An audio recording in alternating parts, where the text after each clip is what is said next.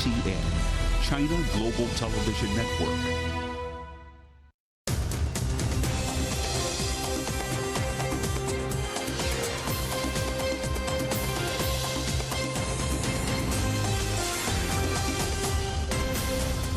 Live from London, this is The World Today.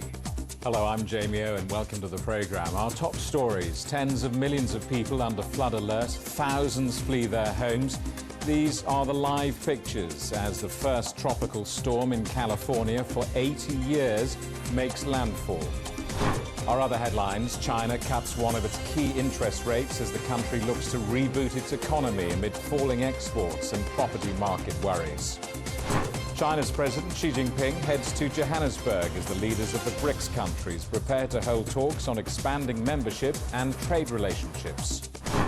And Ukraine says it's close to a deal to allow the shipping of grain through the Black Sea. We'll be reporting from the port of Odessa.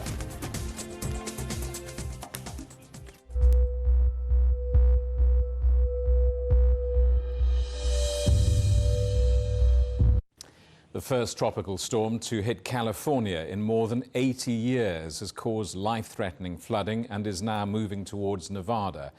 Storm Hilary, which was downgraded from a Category 4 hurricane as it made landfall near the US-Mexico border on Sunday night, brought record rainfall and flooding. At least 25 million people in California are now at threat of rising water levels. Well, our correspondent Frank Contreras reports from Ensenada, one of the hardest hit areas in Mexico. Well, you can see directly right behind me exactly some of that damage brought on by this massive tropical storm Hilary, one of the most historic storms to hit this northern part of Mexico in many decades. And so streets like this all over Ensenada flooded. You can see a car behind me almost halfway covered now with water. The car has been parked there for a number of hours. There are cars like that all across the city and throughout this peninsula called Baja California. As we pointed out, Santa Rosalia saw one person killed in that small town in the southern part of the Baja California peninsula. The person was trying to cross a river and their car was essentially pushed away by the powerful waters.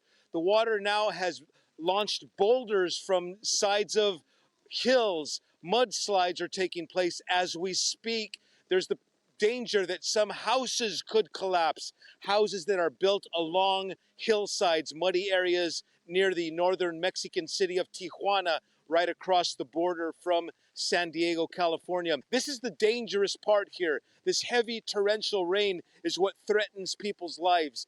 Treacherous, it's been called by weather experts here in this part of the world.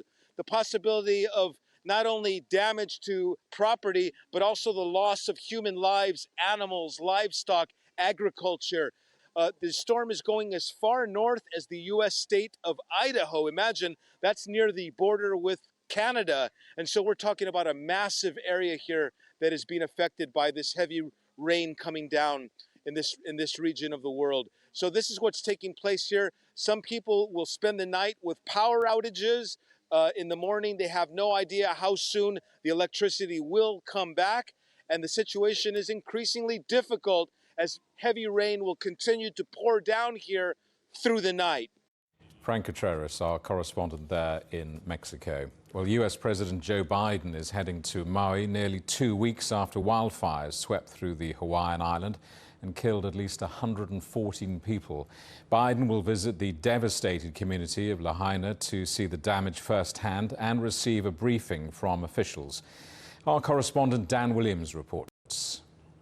Now, with around 85% of the burnt zone has now been searched. There's a whole army of searchers along with 41 sniffer dogs that are going through those buildings. But we expect that last 15%, we're told, that could take a couple of weeks. It's the larger buildings, we're told, that are still needing to be searched. But we also have been warned that given the intensity of this fire, that finding any kind of meaningful remains is very unlikely. Now, also in that interview today, Josh Green, the Hawaii governor, also saying that he really wished that this alarm system had gone off, desperately wishing that that had in fact been used. Now, just for some background on that, there's around about 80 alarm systems on Maui alone. It's primarily used to warn against tsunamis and hurricanes and the like, and the concern from authorities was that it might alert residents to go away from the sea and go towards the mountains where, of course, the wildfires were. Joe Biden, the First Lady, they'll be here. The details of this trip, it has to be said, though, are still unclear. Who will he talk to? Will he interact with some of those survivors, some of those very badly hit by this horrific wildfire? Again, Josh Green earlier in this week had said that Joe Biden had provided every resource and has really been dedicated towards making sure survivors had everything that they need. But critics of Joe Biden, they've latched on to his words around a week ago when asked about the Hawaii wildfires, when Biden said no comment, that showed a sense of not having any kind of sense of compassion. So that was, according to his critics. But the White House have been quick to come back and say that Joe Biden has worked around the clock in order to ensure that everyone here is looked after and that they have everything that they need. As I say, the residents here, they need help and they need hope. And certainly the message from Joe Biden when he comes here, he hopes he can bring both of those to this desperately hard-hit community. Our correspondent Dan Williams reporting there. Donald Trump says he will skip the forthcoming Republican primary debate, arguing it didn't make sense to give his rivals a chance to attack him, given his sizable lead in the polls. The former United States president leads across nearly every category and region as Republican voters appear to wave off concerns about his escalating legal problems. Trump has a Friday deadline to voluntarily surrender in Fulton County, Georgia, after being charged last week in his fourth criminal indictment. China has cut a benchmark lending rate but surprised the markets by leaving another unchanged. The central bank cut its one-year loan prime rate, seen as the benchmark, by 0.1 of a percentage point to 3.45%. This is the interest rate on which most of China's household and business loans are based. The central bank left the 5-year rate, which influences mortgage pricing, unchanged, despite most analysts forecasting a cut. Presidential elections in Ecuador will go to a runoff in October after an inconclusive election at the weekend. The leftist Citizens Revolution Movement candidate, Luisa Gonzalez, will be up against the business tycoon, Daniel Noboa, from the United Ecuadorian Movement. The campaign has been dominated by drug violence, crime, and the killing of an anti-corruption candidate. And the anti-corruption campaigner Bernardo Alvaro has won a surprise victory in Guatemala's presidential election. He secured 58% of the vote in an apparent rejection of the political elite, with rival and former First Lady Sandra Torres on 37%. Alvaro will replace the right-wing president Alexandro Giammattei, who is constitutionally barred from re-election.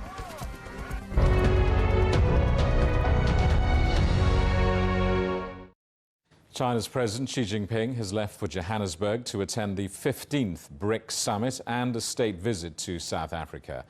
Leaders from the 5 BRICS countries, Brazil, Russia, India, China and South Africa, are set to meet at the summit to be held from Tuesday to Thursday.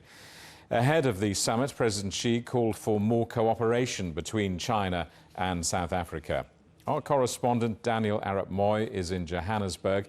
Daniel, what else has President Xi said ahead of this meeting?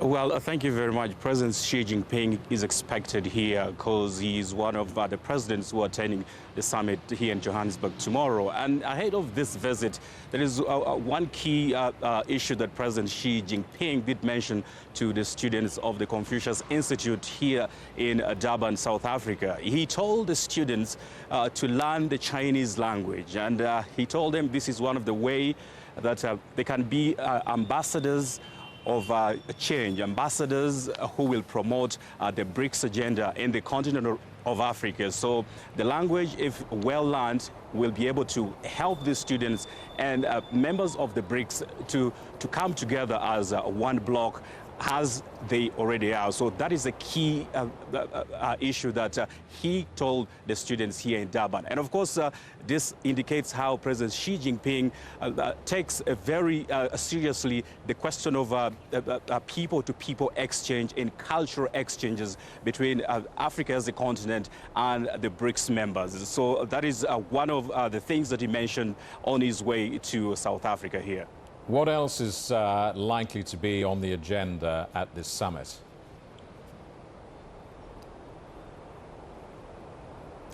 Well, this is a key summit for Africa as a continent. One thing that we know is that the question of de-dollarization has been on the table for quite a while. There are members that want to see that this huge block of 40 million people, that is about 26% of the global GDP. You know, they want to come up with an idea of a currency that can be used to ease trade within the BRICS members themselves. So we expect this to be discussed starting tomorrow. And by the end of this summit, they will have come up with the resolution, and we will know exactly what they have agreed here in South Africa. Another key area that is expected to be discussed here in Johannesburg starting tomorrow is the question of the new members that have expressed interest to join the BRICS. We are told that about 20 countries have formally applied to join the BRICS bloc here in South Africa, which is starting tomorrow. So they will discuss the modalities, the question of what are the guidelines, what do these countries bring on the table as they seek to join this huge bloc. But of course, there's also the question of multilateralism that members have been discussing. So all these key areas will be discussed here in the next 3 days before the summit concludes, and we will know the resolution that will come out of this summit. Daniel, thank you for that. Our correspondent Daniel Arpmar in Johannesburg. Well, Dr. Yin Jerguang is Professor International Politics at Fudan University. CGTN's correspondent Li Jianhua asked him about the prospects for possible expansion of the BRICS group. I think it is very likely to happen because specifically when you are hearing that many intentions and enthusiasms and considering the current existing global order, it is very likely to happen, the expansion. And what are the implications? I think the implication is with the forming of an enlarged BRICS, it is possible for the world to provide an alternative way of looking at the global order and organizing it, providing different infrastructures so that the world have more choices. And how do you think the expansion of BRICS can contribute to South-South cooperation? I mean, the South-South cooperation has always been there, and the problem is the facilitators, the infrastructures was quite weak, and the BRICS, the presence of the incoming of BRICS, and particularly the enlarged one, would help us to have a relatively stable institution, global international institutions that specifically focus on the Global South cooperation with the know-how and experiences of the Global South development. And very interestingly, some of the 13 OPEC countries have applied to join BRICS, and all OPEC countries are connected in the Belt and Road Initiative.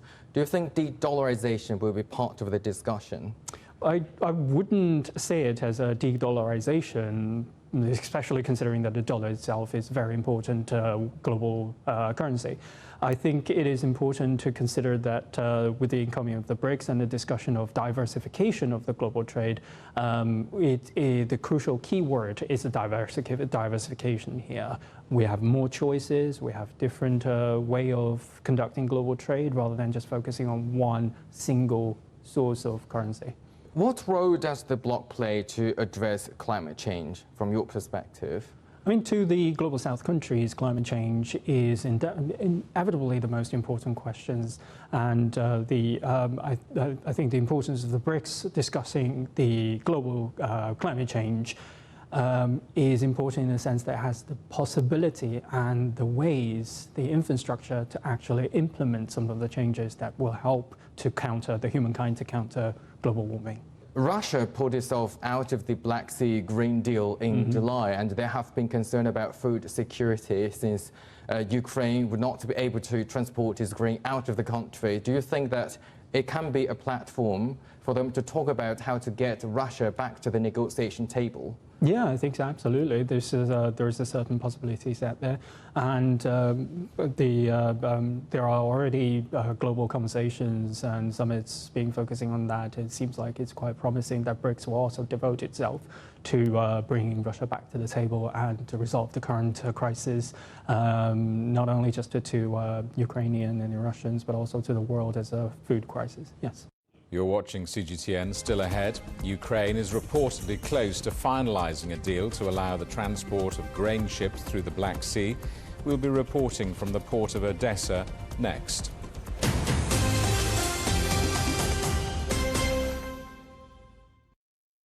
Roger, Ricky, loud clear. We can try out the wild and crazy ideas. Nothing can stop an idea whose time has come, and this idea is coming. I actually feel quite comfortable in isolation. We should all be very basic when we're trying to save the world. Awesome! We hope it will happen. We have to live in hope. Facing the unknown is always difficult. In a world in turmoil, it's easy to lose orientation. But when the storms come, we have to see the possibilities, reinvent, find new opportunities, discover a path forward. CGTN. See the difference.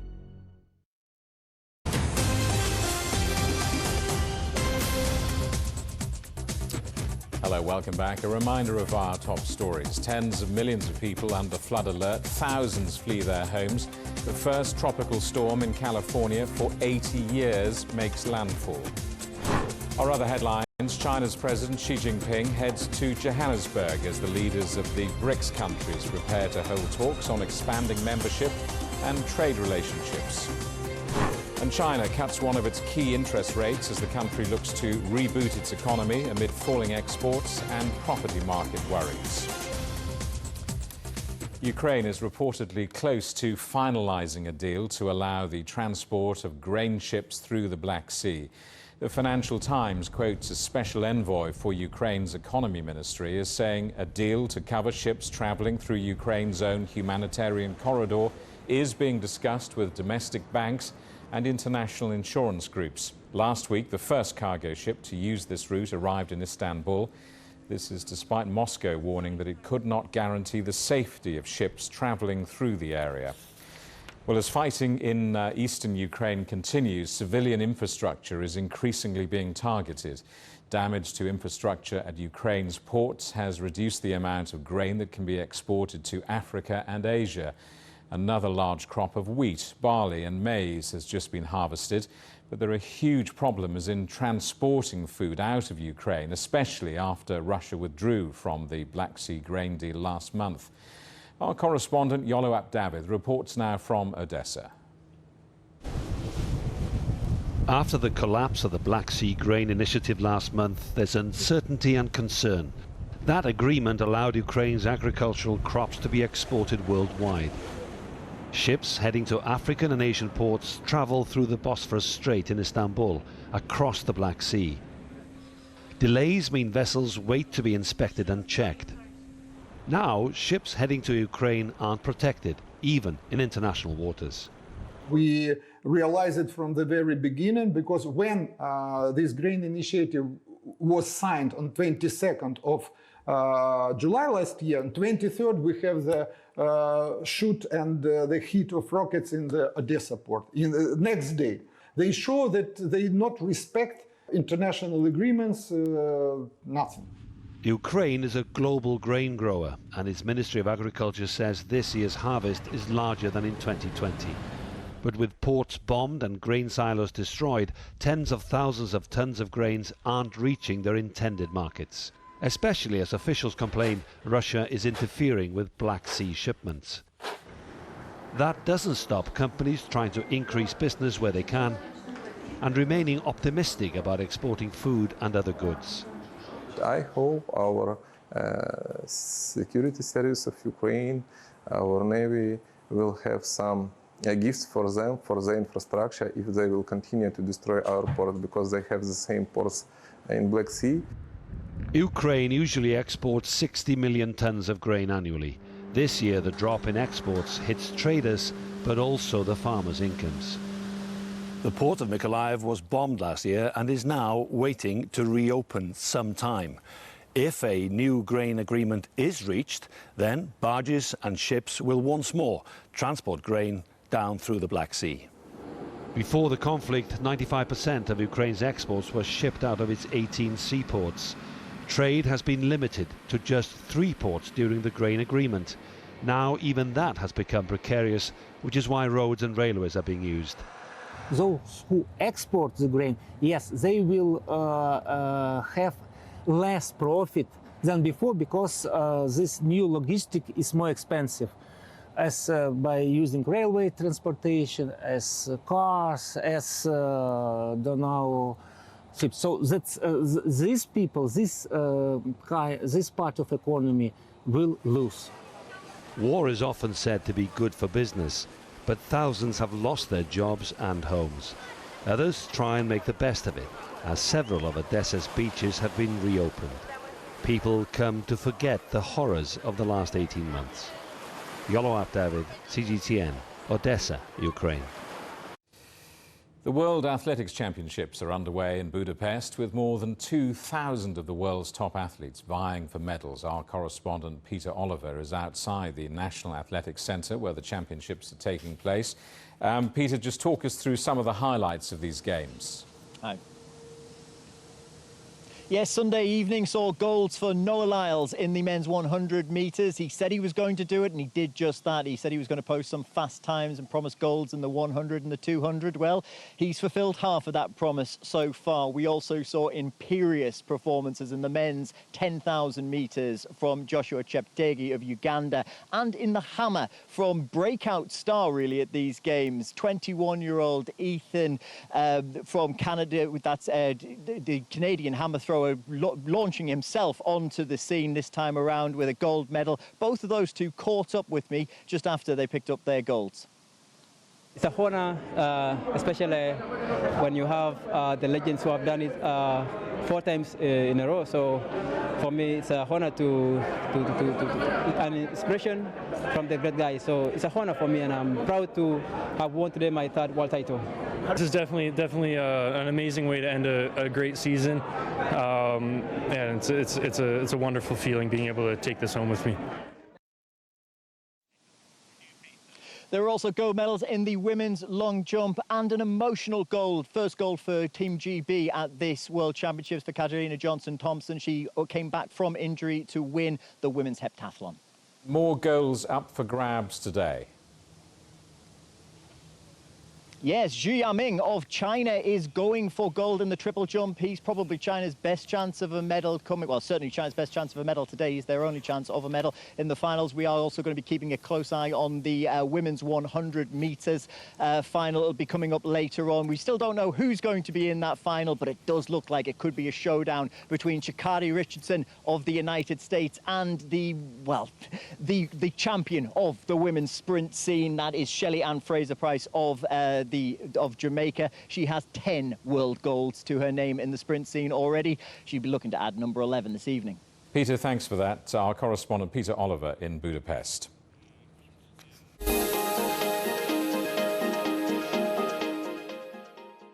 Spain's women's football team are heading home with the World Cup trophy. The team are due to land in Madrid this evening, where celebrations are set to take place.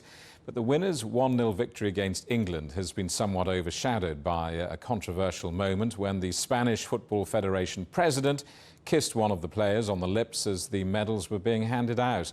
Well, let's talk to Semra Hunter, the Spanish football journalist. Semra, good to see you. I mean, first of all, tell us about this extraordinary journey of Spain. It wasn't an easy road in any way, was it?